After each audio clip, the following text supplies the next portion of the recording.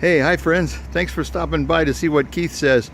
Listen, see what I see right here? Look at that. Okay, I'm helping a guy move, and we're going to talk about that here in just a second. Well, here we are.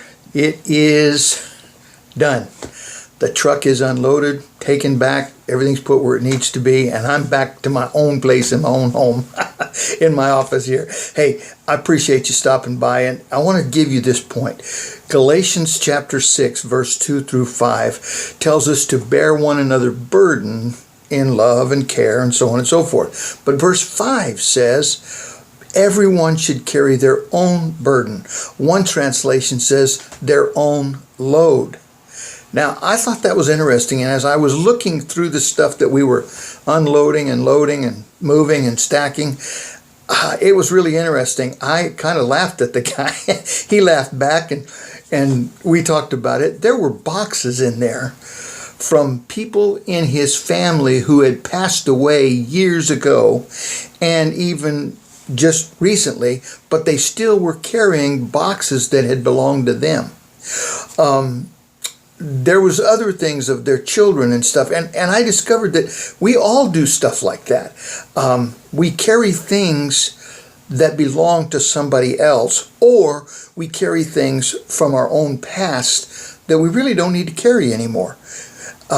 It can be a burden. Now, a burden, in one translation I discovered, a burden talks about something that's a natural cause of something in your life.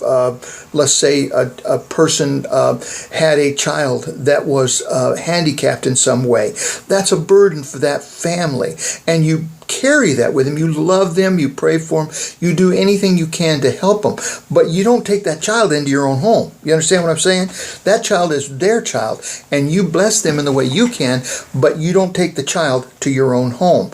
And you don't carry things from your own past that you need to get rid of. For instance, a bunch of years ago, it's been over 12 years now, actually longer than that, I guess. But when I left Phoenix First Assembly, when I resigned from there after 24 years of wonderful, wonderful opportunities of ministry, and it was just phenomenal. We loved it, Georgie and I and our kids. My part of my family is still there, and we love that church. But when we left, as the production director, there was a lot of things that I had done that I had still had, like drawings of how to build this or how to build that, how to build an outside set, how to, just all kinds of things. I had boxes and boxes of stuff that were my personal actions, things I had done or things I had created or pictures of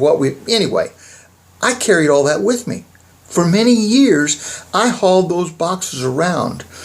And just in the last probably 3 years, I have really gone through and done a lot. When we moved to Tennessee, we made a big transition, and I got rid of a lot of stuff at that point. But then when we moved again after getting here, I went through more, and I got rid of boxes. And I think we figured out I got rid of 12 or 13 boxes of stuff that there was no reason for me to carry. It had become a load. It was no longer a burden. It wasn't something that I had. When I had it there, the burden was making sure that I could always get everything built right, so I had the plans. But when I left, it became a load on me. It became something like a bag of rocks that I just carried around. Oh, they were pretty rocks, but why did I carry them? I didn't need them. So I'm encouraging you today, look into your life. Is there something that's you're hanging on to that you don't need to? And in fact, like me, I would see those boxes, or I would open one, or I would pull a book off the shelf that had to do with something in the past, and it got me thinking about the past, not the future. And I'll tell you what, you cannot gain the future if you're hanging on to the past.